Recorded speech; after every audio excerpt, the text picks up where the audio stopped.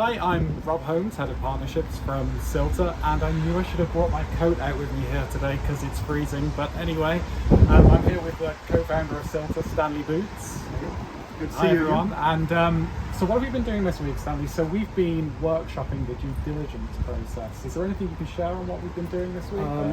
Yeah, in workshopping the due diligence process, we started asking ourselves about whether or not we have inherent bias on the kind of projects that we want to see funded, and how would the community react to that, right? That's been a pretty big question. Yeah, I mean, that was actually one of the most interesting questions I thought that came out of this week. So how do we further sort of decentralize this sort of Silta scoring process? How do we become more inclusive to the sort of Silta community and include them within this process? So maybe you can share a bit about how we do that. I think where we really started to focus was on our impact assessment area of it, because people are attracted to Silta due to the fact that we want to support impact projects.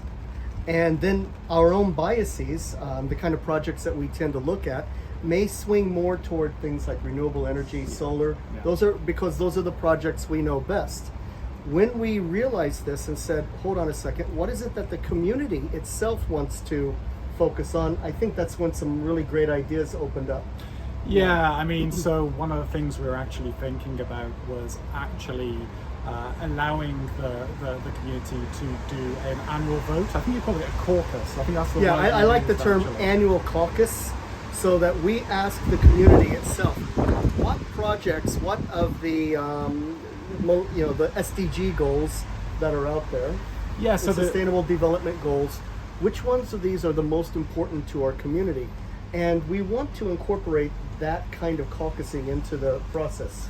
Yeah, and we were also discussing about how that could actually influence the scoring, right? So we were discussing, okay, could this, those UN SDG goals that sort of rank higher in the voting, could they actually influence the scoring in some way? So could you allocate bonus points to projects, for example? Sure.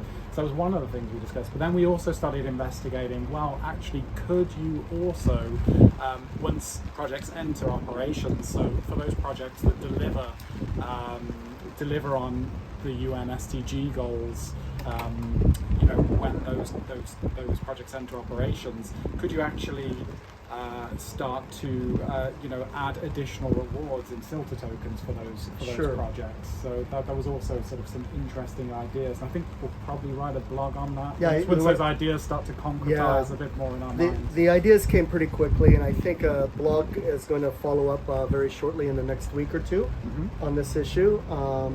Because again, we want to add more decentralization to our own assessment process, and also make sure that our inherent biases don't drive only one kind of project type. Exactly. Yeah, great. So we've had a great week here in beautiful, warm, sunny Barcelona.